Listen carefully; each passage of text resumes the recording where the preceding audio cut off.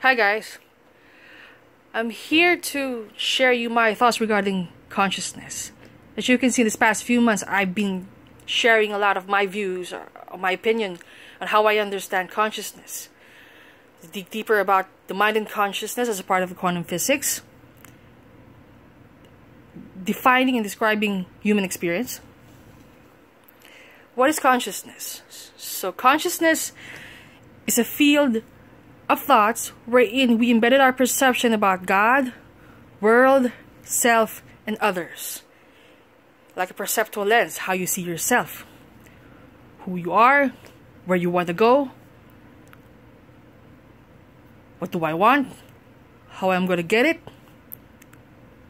This is your field of consciousness. Perception about God comprises your faith. The one that your parents been thought of how you will practice your faith. If you grew up Catholic, if you grew up Christian or Muslim or whatever denomination you belong, perception of God. Do you see God as a loving God? A punishing God? That's your perception about God. Perception about the world. What is your driving force? How do you see the world today? Or then? How is the world influencing you? Are you that kind of person who's being influenced by consumerism? Being taken away by the thoughts of our government? And how our government playing with our minds or whatever as a citizen? Or you're just one of the citizens that you have your own mind and you're just being observant of what's happening around the world. Your perception about self is comprises your methods, your beliefs, your standpoints on what you think is good for yourself, what you think is more useful, what you think that you feel that you will be able to grow, you'll be able to express yourself, you'll be able to be more independent. That comprises your perception about yourself. Perception about others and how you see others. Are they a threat? Are they genuine? Are they authentic? So this embodies human consciousness. When we go to examine about the self, our beliefs, our methods, and standpoints came from our experiences, past experiences, environmental influence.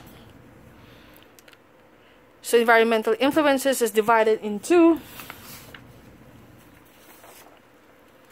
external and internal influences. The external influence, you have your family or the outer world. The outer world, you have your friends, your colleagues, a significant other, or acquaintances. Your family, both paternal and maternal influence, or even your relatives from maternal and paternal sides, with their views and their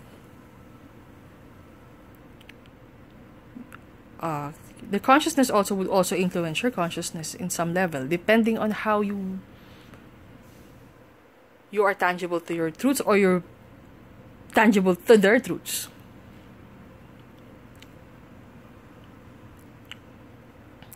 So, as a human being, we are born with logic and with intuition. Based on what I've learned in genetics, because of that chromosome number 2, compared to the primates, our chromosome number 2 is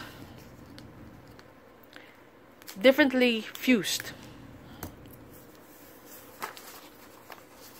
Right here.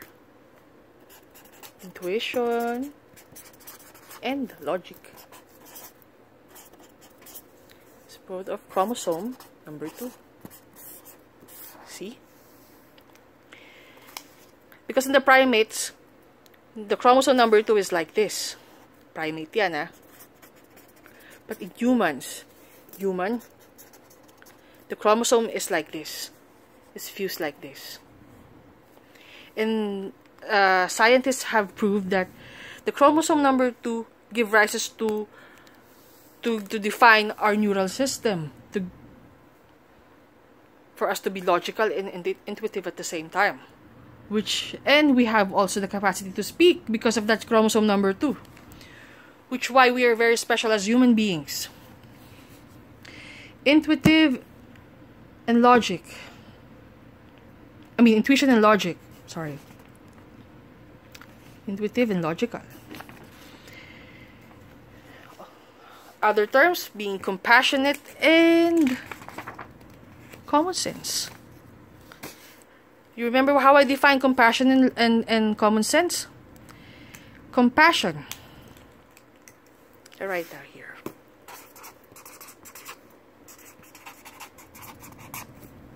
And common sense.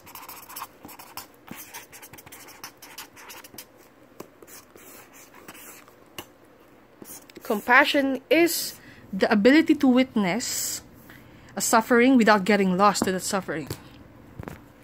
That's compassion. Before you have compassion, first you have sympathy. It develops as an empathy. When you have empathy, it becomes compassion. You see the pain, you understand the pain, but you are not getting lost for that kind of pain. Common sense. Common sense is your tangibility to your absolute truths in order to extrapolate it to function highly as an individual. Extrapolate. This is a kind of colloquial term. Extrapolate. I've been using this word. Extrapolate is also synonymous to generalizability. Meaning whatever you have learned, you can apply it on different circumstances and situations. You're able to simulate it on various events, or